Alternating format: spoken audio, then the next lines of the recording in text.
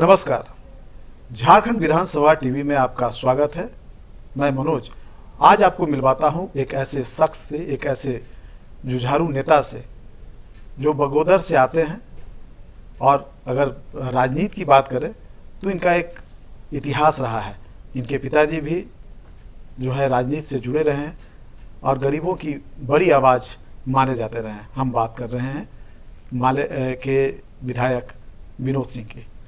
तो विनोद जी, सबसे पहले तो विधानसभा के इस टीवी में आपका स्वागत है जी। नमस्कार। और हम चाहेंगे दर्शकों के लिए आप एक छोटा सा अपना परिचय खुद। जी, वैसे परिचय तो आपने दे ही दिया, लेकिन मैं विनोद कुमार सिंह, गिरिडीह जिले में एक बगोदर प्रखंड है खंभरा, मैं उस गांव का रहने वाला हूं और अभी वर्तमान में मैं झारखंड विधानसभा का सदस्य हूं। ये तीसरी बार सदस्य चुना गया हूं और हमारी राजनीतिक पार्टी भाकपा माले से आप आते हैं, तीसरी बार विधानसभा का प्रतिनिधित्व कर रहे हैं बगोदर से। सबसे बड़ी बात यह है कि आपका राजनीति में आना जो है अपने आप में एक कहा जाए कि घटना है। आपके पिताजी स्वर्गीय महेंद्र सिंह जी जो जाने माने राजनीतिज्ञ रहे हैं, उनकी आवाज़ बहुत दूर तक जाती थी। जब वो विधानसभा में बोलते थे तो सत्ता पक्ष और विपक्ष एक साथ जो है उनकी आवाज़ को सुनता था लोग। और एक घटना घटी और आप राजनीति में आए। तो हम चाहेंगे खुद कि आप बताएं दर्शकों को कि किस तरीके से राजनीति में आना हुआ। क्या आपने कभी ऐसा सोचा था कि आप राजनीति में आएंगे? पहली बात, मुझे लगता है कि राजनीति में किसी का आना या ना आना, उसको चिन्हित करने की जो अवधारणा है वही थोड़ी सी मुझे लगता है कि घिसी पिटी है। मतलब कि कोई राजनीतिक दल से जुड़ा हुआ हो तो हम समझते हैं कि ये राजनीतिक आदमी है। कोई अगर कोई चुनाव लड़ रहा हो तब हम समझते हैं कि वो राजनीतिक है, क्योंकि राजनीति समाज अगर आप कहें तो समाज के जो परिवर्तन, हम जिस लोकतंत्र की बात कर रहे हैं, तो वह सारे लोग, एक मतदाता से लेकर के, एक वोटर से लेकर के, एक अधिकारी से लेकर के, वो कार्यपालिका हो, व्यवस्थापिका हो, न्यायपालिका हो, सारे लोग उसके पार्ट हैं। लेकिन हमने एक अवधारणा बना ली है कि जो चुनाव लड़ते हैं और वो सारे लोग उस प्रक्रिया से जुड़े हुए हैं, जो एक मतदाता वोट भी देता है, जो एक नौकरी भी काम कर रहा है। तो इसलिए राजनीति के अगर आप इस स्वरूप में अवधारणा कहें कि भाई चुनाव लड़ना और ये सब चीज़ें वहाँ से, तब तो ये दूर है। लेकिन मैं समझता हूँ कि आप आसपास के बदलावों के प्रति, आसपास की चीज़ों के प्रति जागरूक हैं, तो वो सारी प्रक्रिया जुड़ी है। और अगर इस तरह के घटनाओं के जिक्र में कहें तो मुझे याद आता है कि बगोदर में एक बार घटना घटी थी उस तत्कालीन बिहार के समय में। वो एक नावाडी गांव है, वहाँ पे तत्कालीन थाना के पुलिसकर्मियों के द्वारा महिलाओं से दुर्व्यवहार किया गया था, उनके साथ गलत व्यवहार हुआ था और उसके खिलाफ वहाँ एक आंदोलन चला था।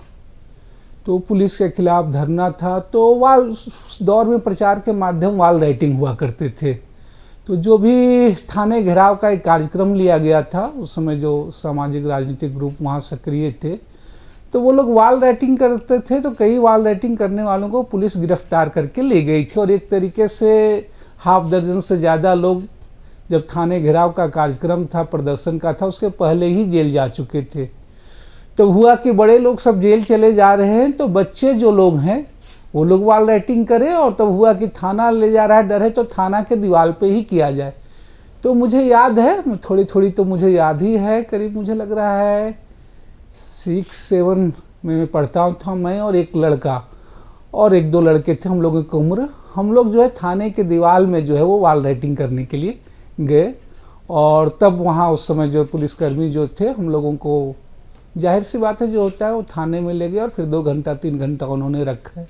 तो आप अगर कह सकते हैं तो ये एक राजनीतिक प्रदर्शन, धरना जिसको माना जाता है मोटे स्वरूप में, तो ये शुरुआत मतलब बालपन से ही जी शुरुआत। एक तरह से कहा जाए कि पिताजी का जो एक तेवर था वो।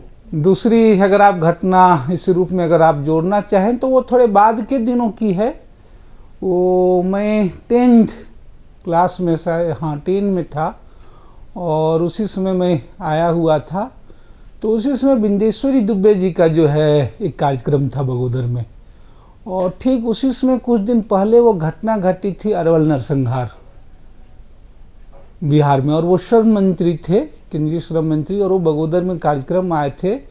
तो उस समय जो राजनीतिक धारा हम लोग बिलोंग करते हैं, उसमें इंडियन पीपुल्स फ्रंट IPF थी, तो उस पर कार्यक्रम रखा गया था कि उनकी सभा में जो है उनको जो है वो काला झंडा दिखाया जाए, विरोध प्रकट किया जाए। तो उस समय चुनाव भी था, वो 90 का विधानसभा चुनाव चल रहा था।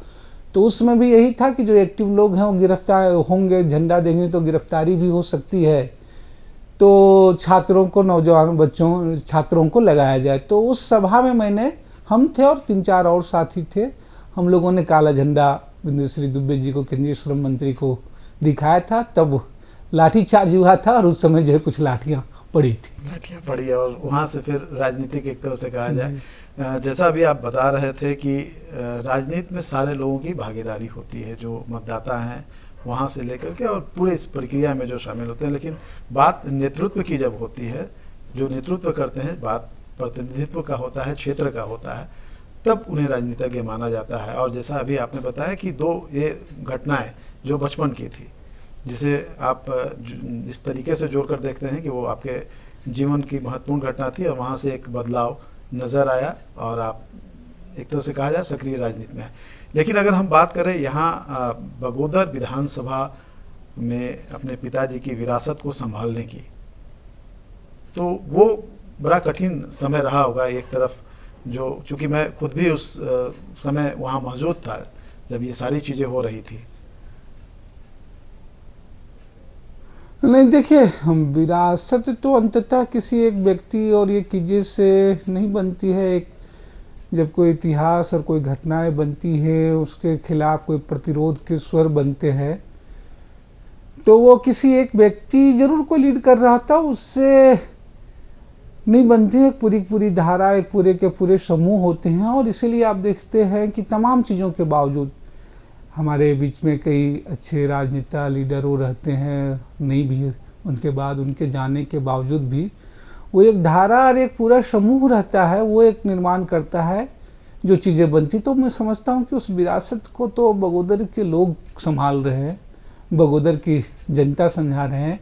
हम भी से उसमें से एक मात्र है जिसे एक भूमिका मिली है एक प्रतिनिधि के रूप में। स्वर्गीय महेंद्र सिंह जी जो आपके पिताजी रहे, उनकी एक जो विचारधारा की बात आपने कही, वो चीज़ें नज़र आई।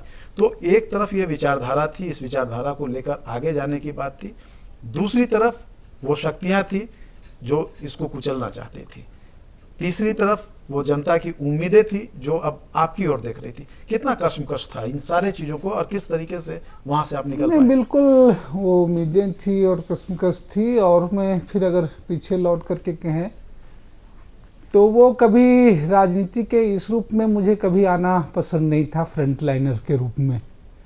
कई चीज़ें में मूवमेंट रही, छात्र जीवन में भी रहा। छात्र जीवन में भी मुझे अलग अलग जगहों पे जाना पड़ा, अलग अलग जगहों पे, जैसे हमारी प्राथमिक शिक्षा मैंने गांव के ही अपनी जो सरकारी स्कूल है उसमें 1 to 5 तक किया, फिर 6 to 8 जो मैं बगोदर के स्कूल में पढ़ा, फिर जो है 9 और 10 मैंने चिरकुंडा है यहाँ पे, वहाँ पे एक JKR, वह भी गवर्नमेंट हाई स्कूल है, वहाँ मैंने पढ़ा। और फिर 11th 12th में जो है पटना के BN कॉलेज में पढ़ा। और फिर उसके बाद मैं BHU का एंट्रेंस दिया और वहाँ से मैंने ग्रेजुएशन और मास्टर्स की पढ़ाई की। तो वो तो लगातार चीज़ें, और उसके बाद फिर मैं अलग क्षेत्रों में, तो बाकी वो चीज़ें नहीं थी। और शायद पिताजी भी रहते तब भी और हम भी कि इस रूप में आना और इस रूप में गाना वो चीज़ें नहीं थी। लेकिन कई बार होती हैं कि कई बार परिस्थितियाँ ऐसी थी और वो चीज़ें घटित हुई, उस दौर में आए। और मुझे लग रहा है कि अगर भाकपा माले जैसे आप जिस तरह की पार्टी है वो मान्यता प्राप्त पार्टी नहीं इस राज्य में नहीं थी, और चुनाव का शायद वो अंतिम दिन था नामांकन हासिल, ये नामांकन पत्र दाखिल करने का। और जाहिर सी बात है जहाँ निर्दलीय या गैर मान्यता प्राप्त दल के कोई कैंडिडेट की हत्या हो जाए, मौत हो जाए, तो चुनाव, हाँ, तो चुनाव टलते नहीं हैं। चुनाव अगर स्थगित होते या मौका मिलते तो शायद और बेहतर विचार विमर्श करके हो सकता है वो मौके मिलते और भी बेहतर प्रतिनिधि। वह दौर भी ऐसा था, पूरे आंदोलन के हमारे कई प्रमुख साथी जो उस आंदोलन में कर रहे थे वो जेल में थे, वो कम समय में नहीं हुए। और वैसी स्थिति में पार्टी संगठन के लोगों ने एक फैसला लिया, कोई हमारी भी बहुत नहीं थी। और उस समय लगा कि अब चीज़ें हैं, अब लोग कह रहे हैं, और सीजे पार्टी से मैं पार्टी मेंबर था ही, छात्र संगठन में ही रुचि था, तो एक जिम्मेवारी मिली और ये चीज़ें हुई। और आप एक कह सकते हैं कि एक महज संयोग है कि वो विधानसभा सदस्य के रूप में मिले। ये कोई रुचि, अभिरुचि या चीज़ें उस रूप में नहीं थे, या हो सकता है स्थितियाँ कुछ और हो सकती, तो शायद कोई और स्वरूप लिया होता, हो सकता है इससे बेहतर ही और होता, वो बेहतर होता, ये हो सकता था। लेकिन जब आप विधानसभा के सदस्य बन गए, लोगों की उम्मीदें जो थी उसको पूरा करने में लग गए, तो किन किन कठिनाइयों का सामना करना पड़ा? किस तरीके से हर एक चीज़ को, एक तरफ जहाँ विधानसभा जैसे बड़े हाउस में यहाँ आना, दूसरी तरफ उन गरीब दबे कुचले लोगों की बात को यहाँ पर रखना, सलीके से उनकी समस्याओं को दूर करना, एक अगर कहा जाए तो बहुत बड़ा गैप होता है। और उसके बीच में आप एक सेतु थे। बिल्कुल, और हमारे लिए भी बिल्कुल एक नया क्षेत्र था, नया ये था। और मैंने कहा कि जरूर आंदोलनों में शरीक होना, संघर्षों में शरीक होना, इन सब चीज़ों में रहा, लेकिन आप जिसको कहते हैं कि फ्रंट लीड करना, कोई लीडरशिप या स्पीच देना, वो हमारी कभी अभिरुचि का विषय नहीं रहा था। वो बल्कि मैं हमेशा सेकंड या थर्ड लाइनर रहता था। अपने क्लास में भी, कक्षा में भी मुझे फर्स्ट बेंच में बैठना नहीं पसंद था, वो सेकंड बेंच पे बैठा जाए। कोई आंदोलन जुलूस से उस पर तमाम मेरे हैं, पीछे मुड़ करके भागना नहीं है, लाठी चार्ज हो, जेल हो जाए वो है, लेकिन वो सेकंड रहना है। मैंने अपने विधानसभा क्षेत्र में लगभग एक मूवमेंट चला के 650 किलोमीटर से ज़्यादा मैंने पदयात्रा ही किया पूरा, कि एक गांव को जाना, एक जगह से रुका जाए, जहां रात हो जाए वहां निवास हो जाए। और ये चीज़ें भौगोलिक रूप से भी लोगों को, सामाजिक रूप से भी, और जिसको आप कह सकते हैं एक दूसरे से जुड़ाव भावनात्मक रूप से भी ये बनने और ये चीज़ों का मौका मिला। जब मैं पहले विधानसभा का 2005 में सदस्य बना, तो जो सबसे पहला सवाल हमारा था जे MLA, शायद उस समय अखबार एक था हिंदुस्तान, उसमें एक न्यूज़ आई थी, एक घाटशिला की घटना थी। घाटशिला की घटना पे हमारी नज़र पड़ी थी। वो घटना ये थी कि एक व्यक्ति की हत्या के जुर्म में 3 लोगों को पुलिस ने भेज दिया था जेल। उसमें से 2 के तो मुझे नाम भी अभी याद है, संभवतः अम्पा सोरेन, कांदू सोरेन था, और एक व्यक्ति था। पुलिस टॉर्चर में किसी की आंख की रोशनी चली गई थी, एक के पैर के घुटने जवाब दे दिए थे। और बाद में पता चलता है कि जिस व्यक्ति की हत्या के जुर्म में इन लोगों को जेल भेजा गया था, उस व्यक्ति की तो हत्या हुई ही नहीं थी। और राज्य के विधानसभा में जे MLA मुझे सबसे पहला सवाल था, और तब जा कर के उस पर सारी चीज़ें हुई भी, जो लोगों पे हुआ था, जेल से खैर वो छूटे थे, कुछ मुआवजे हुए थे। मुझे लोहरदगा का मसला मुझे याद है, जिसपे उस समय के इंस्पेक्टर सस्पेंड हुए हैं। एक सिर्फ हम नाम होने की वजह से एक अपराधी के जगह किसी और व्यक्ति को पुलिस ने जो है वो जेल भेज दिया, और वो 6 महीने जेल तक रहा। इसी लोहरदगा जिले का था। राजनीति के अलावे अगर हम बात करेंगे, तो राजनीति के अलावे और किन सारे चीज़ों में आपका इंटरेस्ट है? किस तरीके से उसको पूरा कर पाते हैं, कैसे समय निकाल पाते हैं? जाहिर सी बात है, फिर हमने कहा राजनीति तो एज MLA से 2005 से पारी शुरू होती है, लेकिन एज ए स्टूडेंट चाहे यहाँ रहा, 2 घटनाएं बचपन में घटी हो, या जब मैंने कॉलेज कैंपस से बाहर पढ़ना शुरू किया BHU, तो वहाँ भी लगातार छात्रों के जब भी जो इशू हैं, तो हम लोगों ने उस पर अलग अलग लड़ाइयाँ, अलग अलग सवाल शुरू किए। कई बार हॉस्टल बच्चे जो है, BHU एक माना जाता था कि बच्चे इसलिए जाते थे कि वो सबसे बड़ा आवासीय विश्वविद्यालय है, और ज़्यादातर ग्रामीण इलाके से बच्चे जाते थे। बीच में बच्चों को हॉस्टल नहीं मिलने की शिकायतें हुई, तो हॉस्टल को लेकर के, और एक बार हुआ था एक बड़ा आंदोलन वहाँ, फाइन आर्ट्स वहाँ पर है, फाइन आर्ट्स फैकल्टी की परीक्षा हुई थी। परीक्षा होने के बाद रिजल्ट भी प्रकाशित हो गए, और जब बच्चे नामांकन लेने के लिए गए, खास करके बोकारो, धनबाद, झारखंड के ही ज़्यादा बच्चे उसमें लेते थे, तब उनका नामांकन लेना जो है वहाँ पे बंद कर दिया गया। और वो एक लंबी लड़ाई, हम लोगों का छात्र संगठन था उस समय ऐसा, उससे लड़ाई लड़ी गई थी। फिर कोर्ट से भी लड़ाई लोगों ने लड़ी, और अंततः वो जीती। तो अलग अलग चीज़ें हैं। तो उस दौर में भी इन तमाम चीज़ों में अभिरुचियों को लेकर के, खास करके BHU कैंपस जाने के बाद वहाँ ज़्यादा अभिरुचियों को ज़्यादा केंद्रित करने का वो, चाहे वहाँ हम लोग एक फिल्म सोसाइटी भी चलाते थे, वहाँ कॉलेज में हम लोगों ने छात्रों को जोड़ करके, जिसमें अच्छी बेहतर फिल्में जो है उस पे लोगों को दिखाई जाए, उस पे चर्चा हो, उस पे बात हो। साप्ताहिक जो है स्टडी सर्किल वहाँ चलता था सैनवर्स में, कभी किसी कविता पे, कभी कोई कहानी पे, कभी कुछ लेख पे बातचीत वगैरह होती थी। तो ये रुचि रही। तो ज़्यादातर हमारी अभिरुचियाँ अगर आप उस रूप में चीज़ें कर है तो वो पढ़ना ज़्यादा, पढ़ना लिखना, ज़्यादातर दोस्ती ज़रूर। मैं तो फाइन आर्ट्स का स्टूडेंट नहीं था, लेकिन फाइन आर्ट्स के छात्रों से ज़्यादा दोस्ती मित्रता से होने की वजह से उन लोगों के किए हुए पेंटिंग रचनाएं देखना, समझना, फोटोग्राफी, ये सब पे अभिरुचि हुई। लेकिन मैं खुद ज़्यादातर जो, अगर आप हमारी रुचि तो पढ़ने की रही है, अच्छी फिल्में देखने की, चर्चा करने की, म्यूजिक सुनने और यात्राएं करना मुझे काफ़ी पसंद है। वो लंबी यात्राएं पहले अगर आप कहें तो अब तो खैर समय कम मिलते हैं, तो हर 1-2 महीने 3 महीने में जो एक लंबी यात्रा पे निकल जाए, देखा जाए, जाना जाए नए नए जगहों पे, तो ये हमारे अभिरुचि के क्षेत्र जो है वो ज़्यादा थे। तो अगर हम पढ़ने की बात करते हैं तो आपके पिताजी भी काफ़ी अच्छा लिखते हैं। हाँ बिल्कुल। और जब लिखने की बात आती है तो क्या आपने भी कुछ ऐसा लिखा है जो आपको लगे कि नहीं, दर्शकों तक वो पे तो नहीं, छोटी मोटी कभी किसी दौर पे कुछ कविताएं, कुछ चीज़ें, लेकिन ज़्यादातर लिखना होता था। जैसे बीच में मैं कवर करता था वहाँ, उसमें भी पेंटिंग प्रोसेसर में एग्जीबिशन होते थे, हम लोगों के ग्रुप थे, उस पर रिव्यू लिखना, कि सिनेमा पे, फिल्मों पे रिव्यू लिखना। लेकिन वो अखबारों के लिए, पत्रकारिता के लिए वो सब सारी चीज़ें थी। और पढ़ने की बात कहे तो जाहिर सी बात है, जब मैं बाहर रहता था तो हम लोगों का नाता रिश्ता जब मिलते थे पिताजी और हम लोग, तो ज़्यादातर रहता है कि अभी आप क्या पढ़ रहे हैं, आपके पास कौन सी किताब है। हमारी उनसे रहती थी अभी आजकल आप कौन सी किताबें खरीदे हैं। तो ये ज़्यादा आदान प्रदान और ये सब चीज़ें जो है वो ज़्यादा होती थी। अगर घर परिवार की अगर हम बात करें तो उनके लिए कैसे समय निकाल पाते हैं? जहाँ भी संघर्ष करने वाले लोग हैं, आज भी जहाँ चीज़ों में फाइट करने वाले लोग हैं, उनके लिए थोड़ी पारिवारिक ज़िंदगी और ये सारी चीज़ें हो जाती है। और अभी भी चाह करके भी आप देखिएगा कि जो व्यस्तताएँ और चीज़ें हैं तो वो उतना समय नहीं निकल पाती हैं। लेकिन सवाल वो नहीं है, सवाल मुझे लगता है जो पारिवारिक चीज़ें हैं, हम कितना टाइम परिवार को देते हैं या न देते हैं। जो मैंने सीखा, टाइम तो पिताजी ने भी बहुत कम दिया, नहीं के बराबर, बहुत कम हम लोग मिलते थे। बच्चों, परिवार को शायद जितना समय देना होता है वो नहीं ही दे पाते हैं, एक तो गैप है।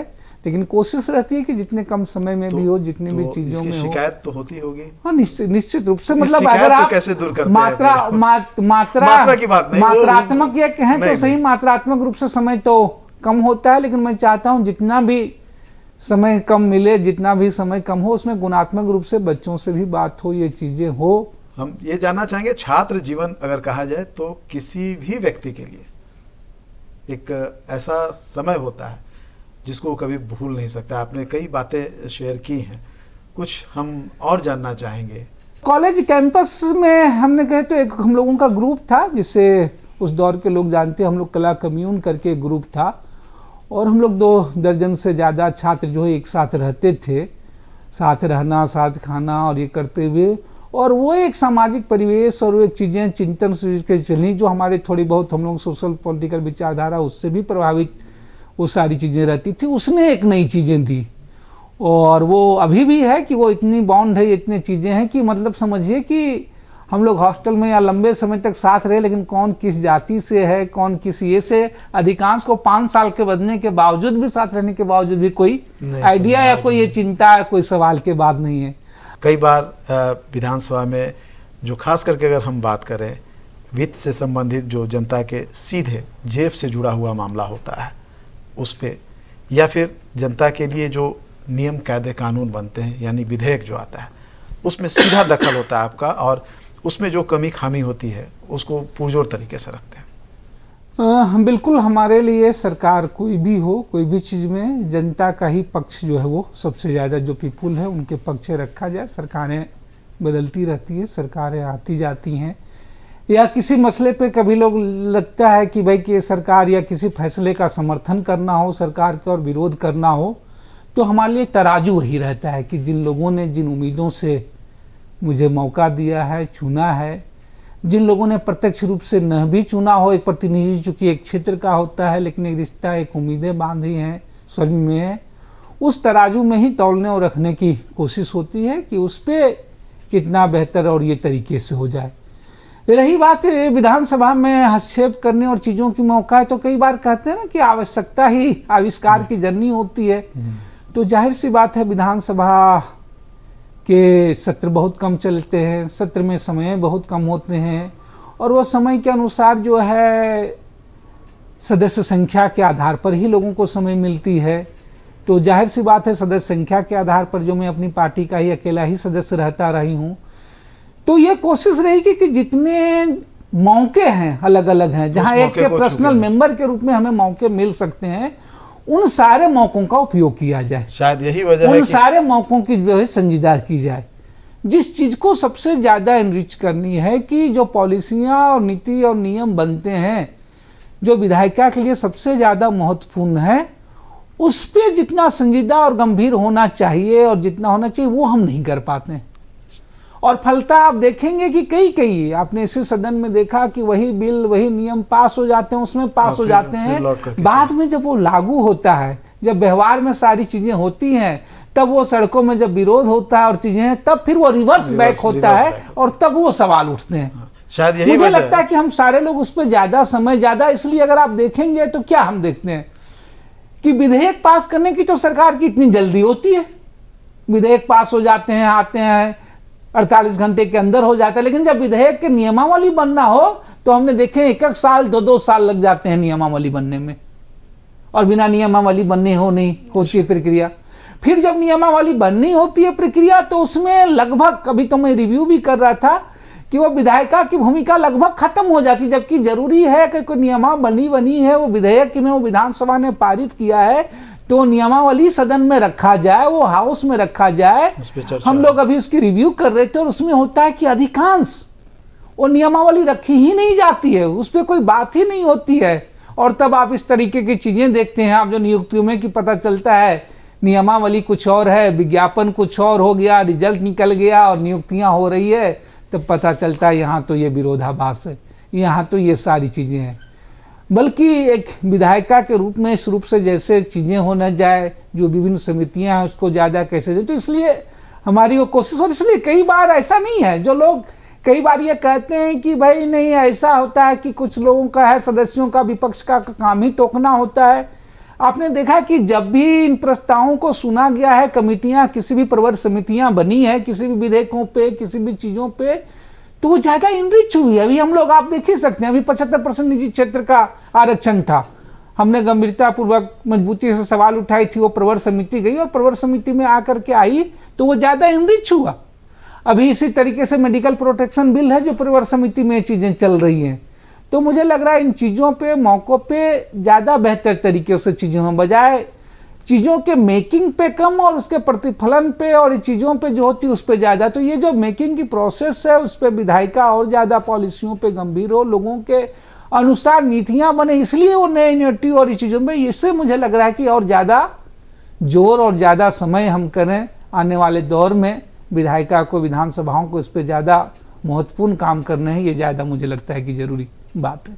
चूँकि आप राज्य के सबसे बड़े पंचायत में बैठते हैं, लोगों की उम्मीदें जो है आप पे टिकी होती हैं, उन लोगों की जो नहीं जानते हैं शहर क्या होता है, गांव क्या होता है, 2 जून की रोटी कैसे उन्हें मिलती है, उन सारे चीज़ों को लेकर के आप यहाँ आते हैं, अपनी बात रखते हैं। कई बार उनकी बातें नहीं जो है सॉल्व होती दिखती है, कितना मतलब अंदर से नहीं, बिल्कुल आप जो करें, कई बार सवाल, पहले हमारी पहली कोशिश तो ये होती है जो भी कि जो सवाल है जेन्युइन है, उस बात को उठाया जाए, शिद्दत के साथ रखा जाए और उसी शिद्दत और जिज्ञासा के साथ, चाहे सड़क हो चाहे सदन हो, वो लड़ा जाए, उसमें पूरी कोशिश करें।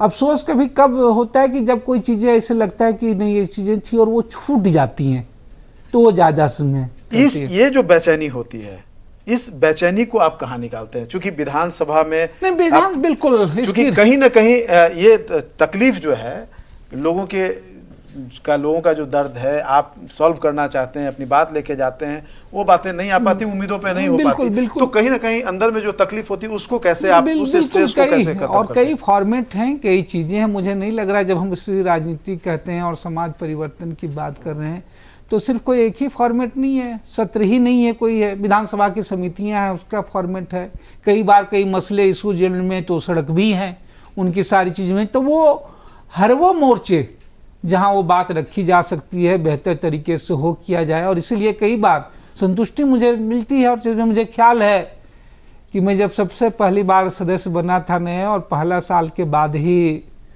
नामधारी जी ने मुझे, विधानसभा अध्यक्ष थे, और उन्होंने एक मौका दिया समिति में, अनुकंपा समिति में, और मुझे याद है कि उसमें जितना मुझे खुशी मिली उस दौर में जो है, मुझे ख्याल है कि हम लोगों ने कैंप में रह करके पतरातू में 2 साल 3 साल, 2 साल 3 साल से क्या 10 साल से ज़्यादा लोगों के अनुकंपा के आधार पर नौकरियां लंबित थी। हम लोगों ने 3 दिन कैंप लगा करके सैकड़ों लोगों की जो है वो नौकरियां करवाई।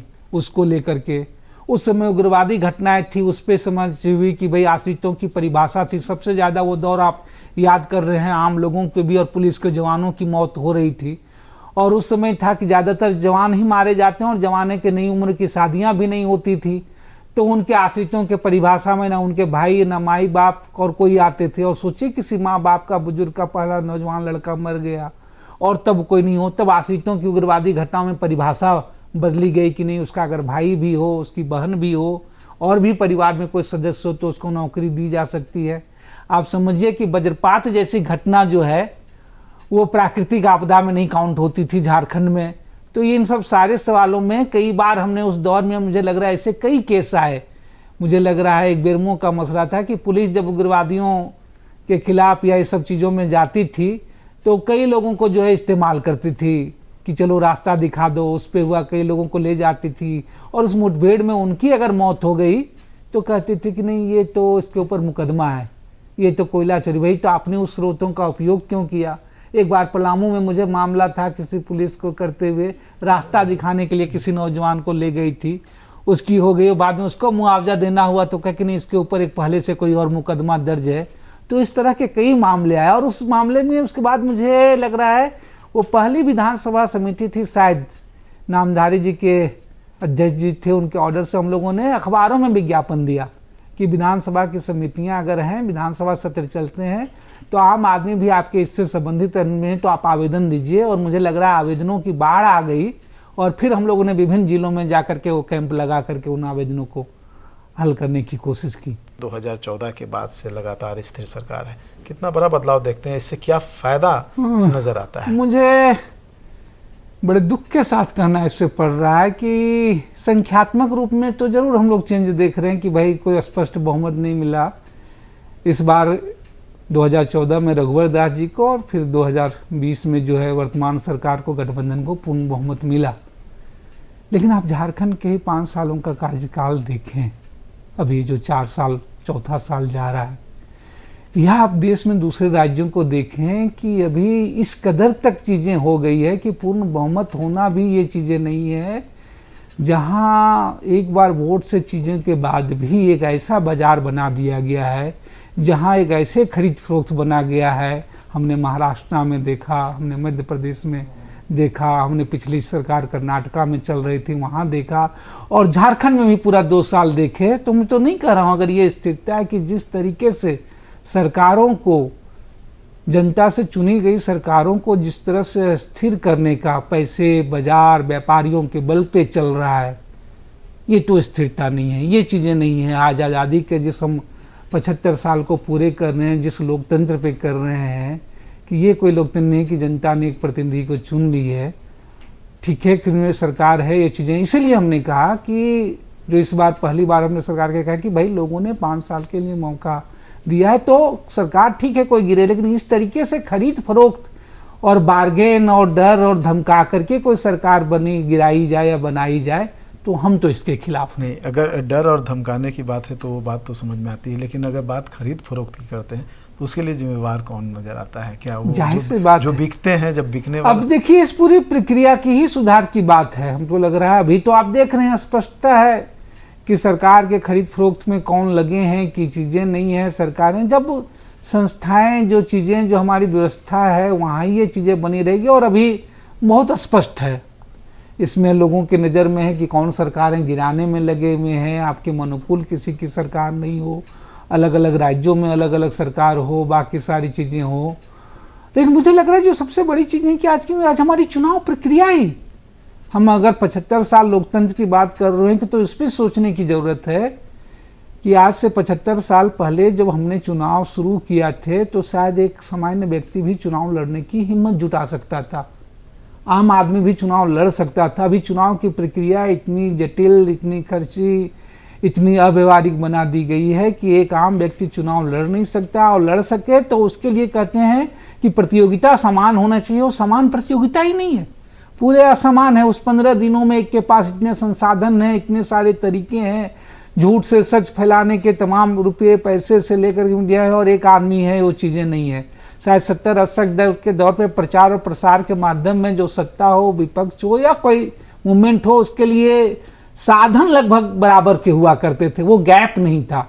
अभी ये गैप और बढ़ता जा रहा है। आपने बताया कि जब आप पहली बार विधायक बने, चुन करके आए, तो वैसे में आपके सामने में जब यहाँ विधानसभा की समिति की बात हुई तो अनुकंपा समिति में पहली बार आपको शामिल किया गया, और उसमें आपने जो काम किया एक अलग अनुभूति मिली। तो आप अभी भी कई समितियों में, कई मुद्दों पे उस पर चर्चा हो रही होगी, तो जब इन समितियों में रहते हैं और जब वो सारी चीज़ें आती हैं तो उसमें किस तरीके से अपना योगदान देते हैं और किस तरीके से? बिल्कुल, लगातार अभी जो हमारी सबसे कोशिश है प्रत्यायुक्त विधान समिति में, हम लोगों ने कई रिपोर्टें कई जगहों पे हों कि जब विधेयक बने हैं तो नियमावलियाँ उस पर बने, नियमावली बेहतर हो, ये जो दोनों गैप हो वो हो।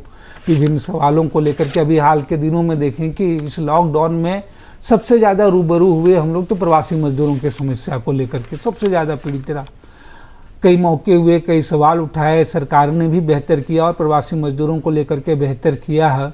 अभी पिछले दिनों समिति के माध्यम से भी, विधानसभा सत्र के माध्यम से भी सरकार को हमने कहा, सरकार ने माना कि हमारा राज्य का कोई भी नागरिक अगर राज्य के बाहर उसकी किसी भी तरीके से मौत हो जाती है, घटना और दुर्घटना में तो सरकार मुआवजा देती थी, लाती थी, हम कह रहे सामान्य भी मौत हुई है तो एक स्टेट का ये कर्तव्य है कि उसके परिजनों तक उसकी लाश आए। उसकी मौत कैसे हुई, नहीं हुई, वो बीमारी से हुई कि क्या हुई, अभी सरकार ने उसके लिए भी एक व्यवस्था की। तो ये लगातार कोशिश रहती है कि उन तमाम चीज़ों को लेकर के बेहतर चीज़ों से उठाए जाएं।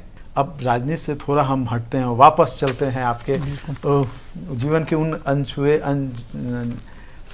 ऐसे पहलुओं के विषय में जाने जो आम लोग नहीं जानते हैं। अगर हम बात करें, जैसा कि आपने बताया कि फिल्में देखने का काफ़ी शौक़ रहा है आपको, उस पर चर्चा करने का, किताबें पढ़ने की शौक़ रही है आपकी, तो अगर हम फिल्मों की अगर हम बात करते हैं तो उसमें रुचि कैसे जाएगी? कौन कौन से फेवरेट आपके एक्टर एक्ट्रेस रहे हैं? तो ज़्यादातर फिल्मों में देखने का चॉइस के पीछे एक्टर एक्ट्रेस तो रहे, लेकिन वो ज़्यादातर है डायरेक्टर, निर्देश, कंट्री और अलग अलग चीज़ों को लेकर के। और मैंने कहा कि वो जब कॉलेज टाइम में थे तो वहाँ कई देशों और चीज़ों को देखने को मिला। मुझे अब इसी के एक अनुभव बताऊं, जैसे पहले कई चीज़ें उससे भी धारणा बदलती है। जैसे ईरान को लेकर के बड़ा धारणा था। एक बार मैं फिल्म फेस्टिवल पे हम लोग गए थे देखने के लिए, और उसमें थे कई देशों की फिल्में चल रही थी, ईरान की भी फिल्म थी। टाइम हम लोग कि ईरान की फिल्म क्या देखने जाएंगे, ईरान ऐसा बंदिश है, सब बुर्का पहने है, सब चीज़ें इतनी शायद बंद सोसाइटी, मैंने जो गलत सलत अवधारणा थी सारी चीज़ें। फिर एकदम खाली में चलिए चल के देखा जाए, और एक फिल्म हमने देखी थी उसकी गबे, उस समय एक फिल्म थी।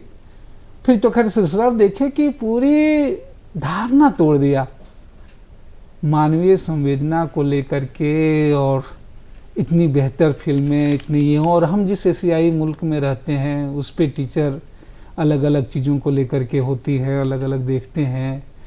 और जब हम बल्कि हम कहें कि जो सोसाइटी में कला और ये संस्कृति के क्षेत्र में तो अलग है कि प्रतिबंध हैं, कितने भी हों, तमाम चीज़ें हों, फिल्मकार, लेखक, कलाकार जो है वो रास्ता निपटा लेते हैं, निकाल लेते हैं, और उन्होंने दिया। और फिल्म और क्षेत्र की बात, जब आप परिवार की बात कर रहे थे कि कितना समय दे पाते हैं और आंदोलनों में होता है, तो मुझे 2 फिल्में मुझे याद आती हैं, जिसका मैं ज़रूर जिक्र करना पड़ूंगा। एक मैंने फिल्म देखी थी चाइना की, पोस्टमैन इन द माउंटेन। वो फिल्म है, एक पिता है, वो चाइना हम लोगों के जैसे भौगोलिक बड़ी आबादी, रूरल इलाके वाले इलाका है, सारी चीज़ें हैं, और एक पिता है वो पोस्टमैन है। वो लोगों तक चिट्ठियाँ देता है, लोगों तक मनी ऑर्डर करता है, और जब घर से निकलता है तो 1 सप्ताह 8 दिन 10 दिन तक जो है वो नहीं आता है। उनका एक बेटा है, बेटा के बीच में जवान हो रहा होता है, और वो देखता है बाकी सबके पिता हैं, सबके ये हैं, नौकरी कर रहे हैं, रोज़ सुबह जाते हैं, शाम को ड्यूटी से घर पे आ जाते हैं, बाकी सारी चीज़ें हो जाती है, तो वो अपने परिवार अपने चीज़ों को देता है। तो पिता से हमेशा नाराज रहता है, क्या नौकरी है, झोल बोरा उठाए, उसमें चिट्ठी रखे, चिट्ठी देखते हुए निकल जाते हैं। बाकी लोग ऑफिस जाते हैं, गाड़ी से आते हैं, क्लर्क आते हैं, टाई लगा करके रहते हैं। तो पिता पुत्रों में संवाद वगैरह चीज़ें नहीं होती है। एक बार ऐसे होता है, पिता एक बार कहता है कि उसको कि चलो, एक बार जा रहा होता है, थोड़ी तबीयत खराब, माँ उसको कहती है कि भाई जाओ, तुमको भी जाना चाहिए। तो बड़े भारी बेमन से वो पिता के साथ जो है वो जाता है। जब फिर वो पहाड़ों में जाता है, पिता के साथ देखता है, और जब उन लोगों और परिवारों से जुड़ता है कि पिता उसके सिर्फ एक पोस्टमैन नहीं थे, दो परिवारों वो के जब बीच वो का परिवारों के बीच एक बूढ़ी माँ अपने बेटे के मनी ऑर्डर का इंतजार कर रही है, एक महिला जिसकी शादी हो गई है, पति काम करने बाहर कर गया है, उसका पत्र का इंतजार कर रही है। तो ये उन घरों किसी की चिट्ठियाँ वो पढ़ करके उस दौर में वो सुना रहा है, वो इमोशन और ये सारी चीज़ें होता है, वो जो बॉन्डिंग देखता है, तो उसके पिता के प्रति अपनी धारणा बदलने होती है। और एक बार जब वो पिता उसके बीमार पड़ जाते हैं, और तब वो चिट्ठी लेकर के खुद उसके बदले निकलता है, और तब उसके पिता के प्रति लोग जो चिंता करते हैं, लोग उससे पूछते हैं, वो पूरी धारणा और वो चीज़ें बदलती है। और तब उसको लगता है कि पिता अगर वो हमें समय नहीं दे रहे थे, रिश्ता कर रहे, तो वह भी एक चीज़ है। अगर राजनीति में ना आते तब अभी विनोद सिंह कहाँ होते हैं? तो शायद जरूर आजीविका और इसे जो बीच में, तो मैंने कुछ दोस्तों मित्रों से कुछ डॉक्यूमेंट्री, कुछ रिसर्च ये करने की शुरू किया था। बीच में मुझे बहुत तमन्ना थी, ये भी था राजनीति करते हुए शुरू करें कि लोक गीतों का, लोक कहानियों का, उसका एक संकलन करें कि लोगों के सोच में, समझ में, दादियों से चीज़ों से बदलती हैं, उस पर कुछ रिसर्च करूं। मैं PhD करना चाहता था, और फिर था कि अगर कोई नौकरी करनी होगी तो कोई टीचिंग और नेचर और ये सब चीज़ों में जुड़े होंगी, और जिससे ज़्यादा मैं थोड़ी छुट्टियां निकाल सकूं, और कम से कम साल भर में 4 महीने तो मैं हर एक 3 महीने में 1-1 महीने की लंबी लंबी यात्राएं करता, नए अनजान लोगों से मिलता, नए जगहों में मिलता। तो आज हम मिल रहे थे विधानसभा के सदस्य बगोदर से, माले के विधायक विनोद सिंह से, और इन्होंने राजनीति की एक नई परिभाषा गढ़ दी कि राजनीति या नेता या राजनीतिज्ञ केवल वो नहीं है जो विधानसभा तक पहुंचता है, बल्कि हर वो आदमी है जो गरीबों के साथ खड़ा है और उन हर चीज़ों का विरोध करता है जो उसके हक में नहीं हो। गरीबों के लिए, उनके समानता के लिए जो लड़ाई लड़ता है, हर वो व्यक्ति एक राजनीतिज्ञ है। तो आज के इस मुलाकात में इतना ही, हमें दीजिए इजाज़त, नमस्कार। जी धन्यवाद, शुक्रिया, मुझे भी अच्छा लगा आपसे बात करके, रूबरू होकर के।